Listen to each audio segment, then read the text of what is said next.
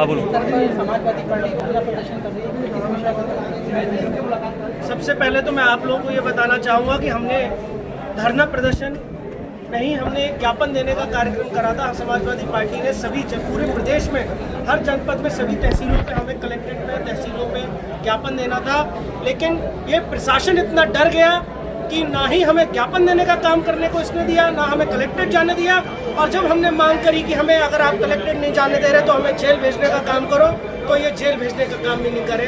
इस तरीके से प्रशासन ही हम लोगों से डरा। आगे आप क्या करेंगे? आपको ये प्रदर्शन आज आप देखते हैं, सब जानते हैं कि कोरोना से पूरा विश्व जूझ रहा है, भारत भी जूझ रहा है। 98,000 केस एक दिन में निकल रहे हैं। और इस कोरोना में जो आपदा में अवसर की बात करते हैं, इन्होंने उसमें सबसे ज़्यादा अव्यवस्थाएं होने का काम हुआ है। आप देख रहे हैं कि सरकारी अस्पतालों में या निजी अस्पतालों में जो कोविड-19 के अंदर आते हैं, उनकी गाइडलाइंस के स्वरूप चल रहे हैं। उनकी लापरवाही के चलते न जाने कितने लोगों ने आत्महत्या करने का काम करा है। उनकी जवाबदेही कौन करेगा? सरकार मौन बनी हुई है। उसके लिए हमने आज ज्ञापन देने का कार्य। किसानों के किसान की बात करते हैं। जब भाजपा सरकार आ रही थी यूपी में, जब 2017 के चुनाव से पहले भारतीय जनता पार्टी के सभी नेता हर जनपद में किसान समर्थन रैली, किसान जन कल्याण रैली, इस तरीके से किसानों के नाम पे रैली करती आ रही थी। लेकिन अब जब सरकार सत्ता में है, बीजेपी सत्ता में है, उसके बाद वो कृषि उत्पादक बिल लेके आई है, उपज बिल लेके आई है, जिसमें उनकी किसानों की न्यूनतम समर्थन मूल्य उसका पूरा हटा दिया गया है। अब व्यापारी सीधे सीधे किसान को दबा के जो उनका 2,500 रुपये की समर्थन मूल्य होना चाहिए, उसको वो 700-800 में खरीद सकता है। लगातार पंजाब में, हरियाणा में सब उसका विरोध चल रहा है, लेकिन ये सिर्फ मूक बधिर बने हुए हैं। 3 महीने पहले अध्यादेश लिया है जून में, और जैसे ही राज्यसभा और लोकसभा की कार्रवाई हुई, उसको तुरंत इस बिल को बिना प्रश्नकाल के उसको पास करने का काम कर रहा है। अध्यक्ष जी, आज वेंकैया नायडू जी ने 8 सांसदों को निलंबित कर दिया किसानों की आवाज उठाने। यही तो मैं कह रहा हूँ कि ये सिर्फ गूंगे बहरे हैं। इनको अपनी तरह गूंगे बहरे ही चाहिए कि कोई इनकी बात ना सुने, कोई इनकी बातों पे ऑब्जेक्शन ना करे। आप ये बात करिए कि जब आप किसानों के समर्थन का आप बात कर रहे हैं, किसानों की ये बिल जो आया है किसान के पक्ष में है, तो आप ये बताइए कि आपने कितने किसानी दल से आपने बात करी? जो आपने किसानों के नेता हैं उनसे कितने लोगों से बात करी? जो किसानों की राजनीति करते हैं आपने कितने लोगों से बात करी?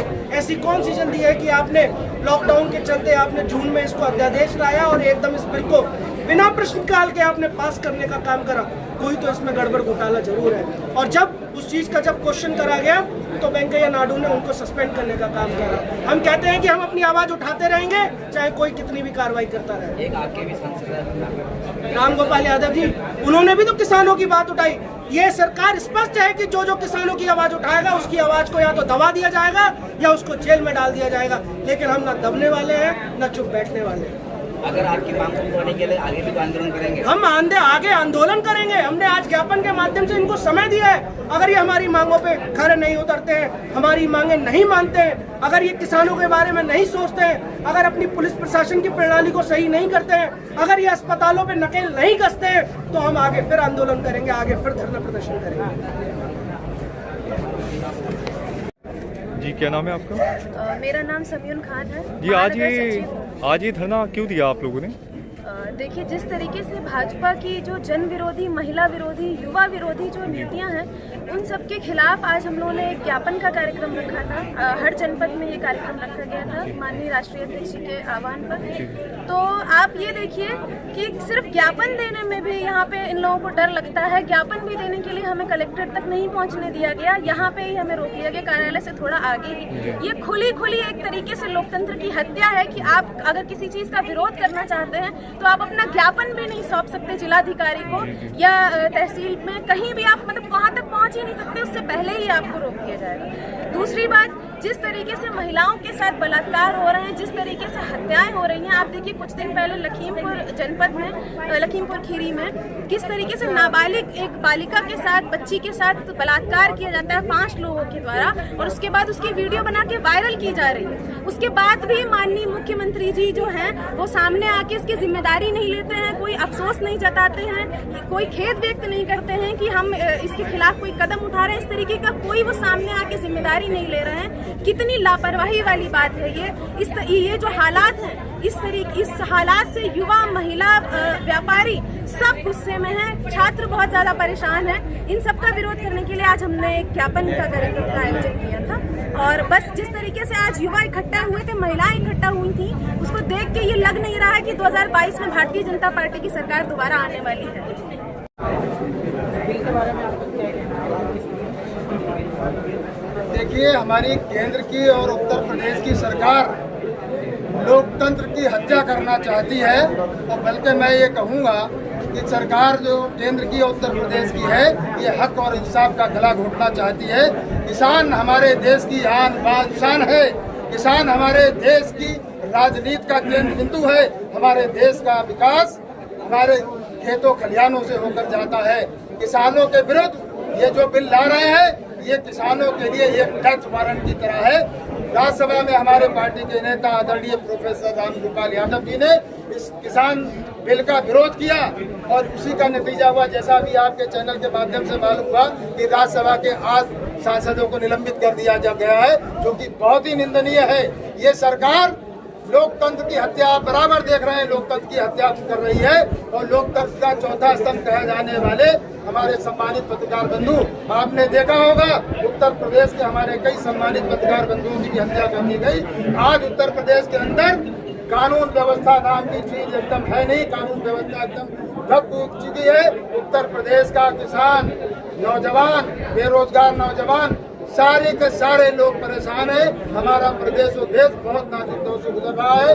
जीडीपी आप देख ही रहे हैं हमारे देश की -23.9% पहुंच गई है। आने वाला समय हमारे देश और प्रदेश के लिए आप लोगों के चैनल के माध्यम से पूछना चाहता हूं, उत्तर प्रदेश या देश की कोई भी ऐसी जनहित की योजना हो जो धरातल पर देखने को मिले। इनकी कोई भी ऐसी जनहित की योजना नहीं है जो इन्होंने जनहित के कोई काम किए हो। एक और नई बात बता दूं, अभी इन्हें हमारे देश और प्रदेश के नौजवानों से, किसानों से, बेरोजगारों से, महिलाओं से, छात्रों से कोई मतलब नहीं है। हमारे माननीय मुख्यमंत्री जी ने अभी एक घोषणा कर दी, फिल्म सिटी बनाने जा रहे हैं बड़ी। हमारे देश प्रदेश का किसान परेशान है, नौजवान परेशान है, बेरोजगारी बढ़ती जा रही है और आप फिल्म सिटी बनाने की बात कर रहे हैं। बरेली के हालात देख लिए, कितने महीने हो गए, कहीं आप निकल सकते हैं? सारे के सारे रोड खोद कर रख दिए, बुरा हाल कर दिया। पॉल्यूशन की वजह से लोग परेशान हैं। लोग अपनी मोटरसाइकिल लेकर गिर रहे हैं, कई लोग अस्पतालों में भर्ती हो गए। अभी हमने एक मुद्दा उठाया था एडीजी के यहाँ, चेकिंग का मामला था। चेकिंग के नाम पर ये जनता का शोषण कर रहे हैं। कई पत्रकार बंधुओं को भी उन्होंने जगह जगह रोका।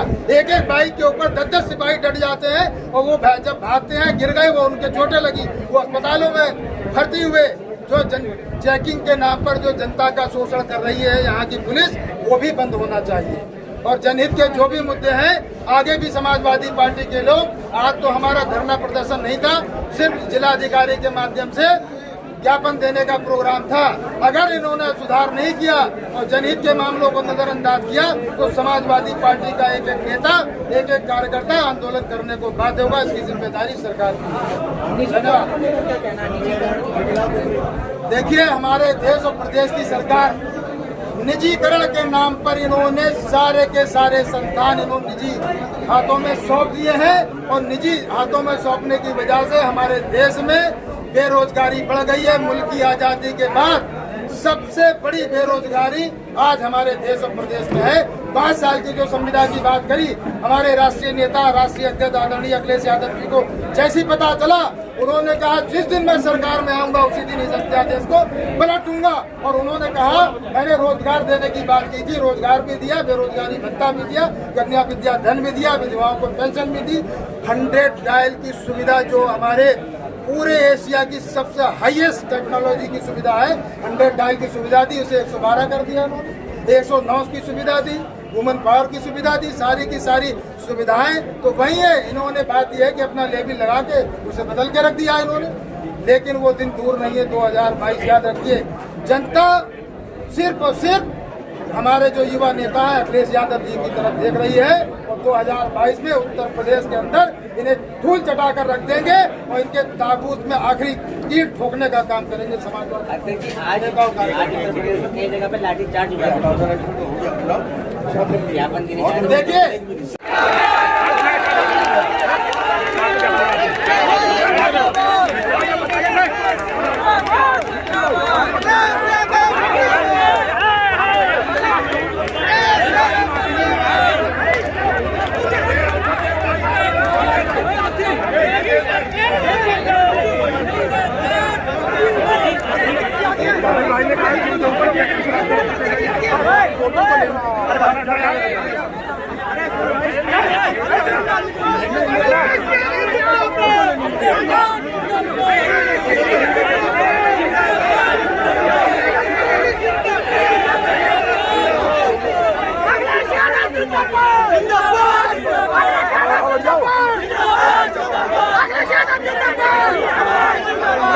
क्या नाम है आपका? मेरा नाम दीप्ति पांडे है, महानगर सचिव हूँ। जी और वर्तमान परिस्थितियों में जो सरकार ने महिलाओं की हालत कर रखी है उस पर बोलना चाहती हूँ जी। कि ये योगी सरकार महिला की चिंता नहीं कर रही है, एक्टरों की चिंता कर रही है, कंगना रनौत की चिंता कर रही है, बड़ी बड़ी इंडस्ट्री की चिंता कर रही है, लेकिन गरीब बेटियों के बलात्कार हो रहे हैं, महिलाओं का शोषण हो रहा है, इस पर कोई प्रतिक्रिया नहीं दे रही है। जिस समाजवादी ने भगवान परशुराम की छुट्टी की थी, आज वही परशुराम भगवान की संतानों की हत्याएं हो रही है, ब्राह्मणों की, इस पर कोई रोक नहीं लग रही है। मैं पूरी तरीके से ये कहना चाहती हूँ कि योगी सरकार पूरी तरीके से विफल है। ये सन्यासी साधु सन्यासियों के लिए देश केवल पूजा पाठ के लिए था, सत्ता चलाने के लिए नहीं था। इनके पास कोई ज्ञान नहीं है, ये तंत्र मंत्र से सरकार चला रहे हैं। तंत्र मंत्र की सरकार रोकी जाए और जो आगे युवा है उसको आगे बढ़ाने के लिए अच्छे पढ़े लिखे हमारे जो इंजीनियर है माननीय अखिलेश यादव जी, उनको लाया जाए जिससे कि देश की जनता का विकास हो सके। बहुत